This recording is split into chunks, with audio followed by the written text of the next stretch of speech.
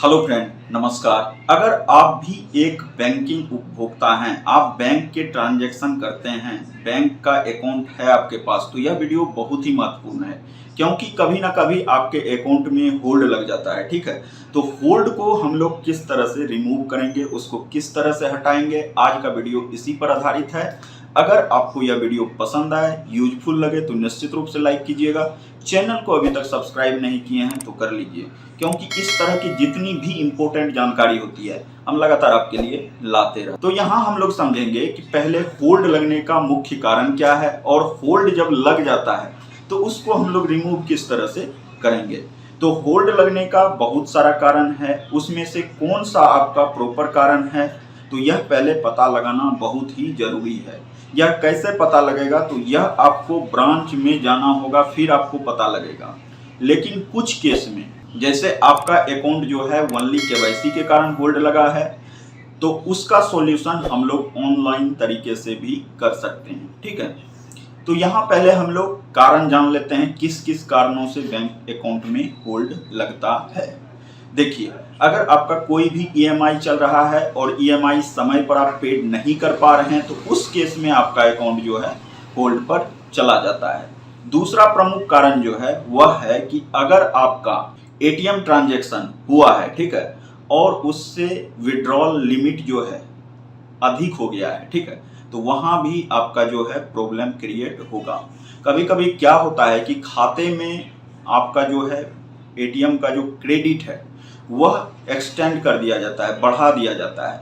मान लिया जाए आप बहुत ज़्यादा एटीएम का यूज करते हैं, तो उस समय कभी कभी क्या होता है, आपके अकाउंट में अगर सफिशियंट राशि नहीं है और आप गलती से वह राशि डाल दिए जो जितना कि आपके अकाउंट में नहीं है। मान लिया जाए अगर आपके अकाउंट में 5,000 रुपये हैं, आपने 5,500 रुपये गलती से डाल दिए, तो आपको विड्रॉ हो जाएगा, लेकिन वह जो रेस्ट अमाउंट है वह आपको अपने बैंक में जमा करना होगा।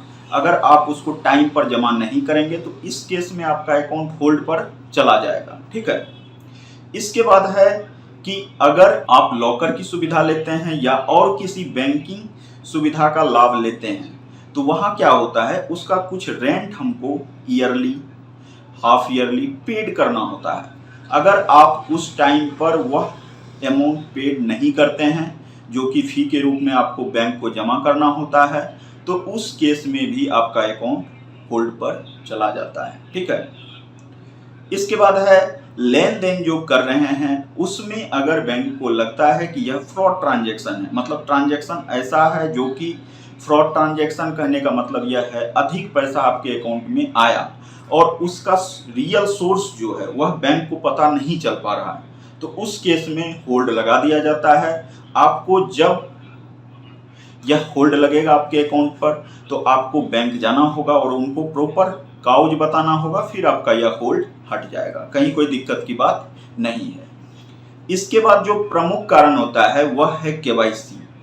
हर एक साल आपको नवंबर के महीने में निश्चित रूप से एक बार केवाईसी अपना जमा कर देना चाहिए बैंक में। ठीक है, तो अगर केवाईसी फॉर्म आप हर एक साल नहीं जमा करते हैं तो उस केस में भी कभी कभी बैंक जो है आपको अकाउंट में होल्ड लगा देता है, ताकि कस्टमर जो है उनसे एक बार फेस टू फेस हो जाए। ठीक है, और वो चेक करना चाहते हैं कि कस्टमर रियल कस्टमर है या नहीं है, ट्रांजैक्शन से उस समय मतलब नहीं रहता है। तो देखिए, अगर आप अपने राज्य में नहीं हैं तो उस केस में अगर आपका होल्ड जो लगा है वह केवाईसी के कारण होल्ड लगा है और आप अपने राज्य में नहीं हैं, तो उस केस में उसको आप ऑनलाइन भी सॉल्व करवा सकते हैं। यह फैसिलिटी जो है कोविड के कारण दिया गया था, अभी भी यह फैसिलिटी बहुत जगह चल रहा है, बहुत सारे बैंक ने अभी भी यह फैसिलिटी रखा है और उसका जो है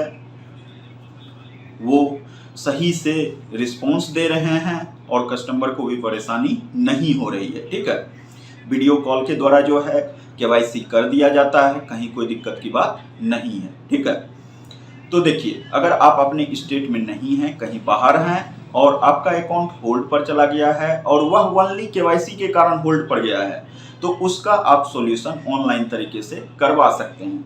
ऑनलाइन तरीके से खास करके अगर एसबीआई अकाउंट है तो उस केस में हम लोग क्या करेंगे, तो देखिए, अगर आपके पास SBI अकाउंट है तो उसके लिए हम लोग क्या करेंगे कि SBI का जो पासबुक होता है उस पेज को हम लोग देखेंगे। ठीक है, तो उसका फर्स्ट पेज देखिएगा तो वहाँ जो है बैंक का एक नंबर मिलेगा आपको, और उसके बाद वहीं बैंक का ईमेल आईडी मिलेगा।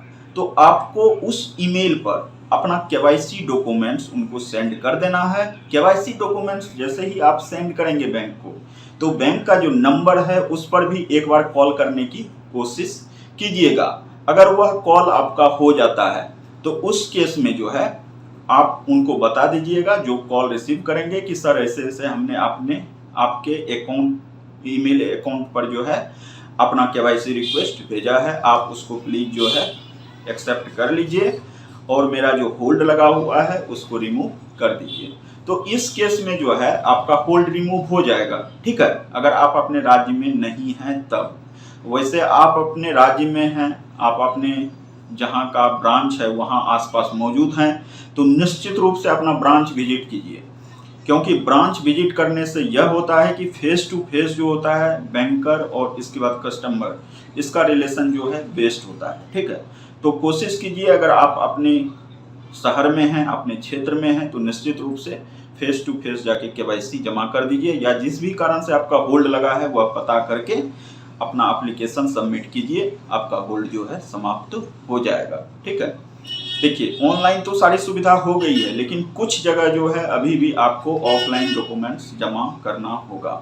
जैसे कि ट्रांजैक्शन आपको पता नहीं है बैंक में, बैंक को पता नहीं है आपका ट्रांजैक्शन कहाँ से हुआ है, किस तरह से पैसा आया है, तो उस केस में उनको प्रूफ चाहिए, और वह प्रूफ वो हैंड टू हैंड एक्सेप्ट करते हैं। आपको एप्लीकेशन के थ्रू जमा करना होगा, फिर जाके आपका रिमूव हो जाएगा। ठीक है, और इसके बाद EMI वगैरह, तो आप EMI जैसे ही जमा करेंगे उसके बाद आपका जो है होल्ड समाप्त हो जाएगा।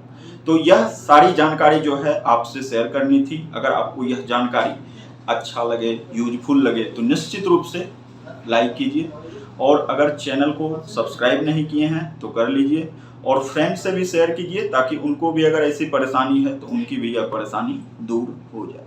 ठीक है, चलिए मिलते हैं एक और इंटरेस्टिंग इंपॉर्टेंट वीडियो के साथ। तब तक अपना ख्याल रखिए। Bye bye.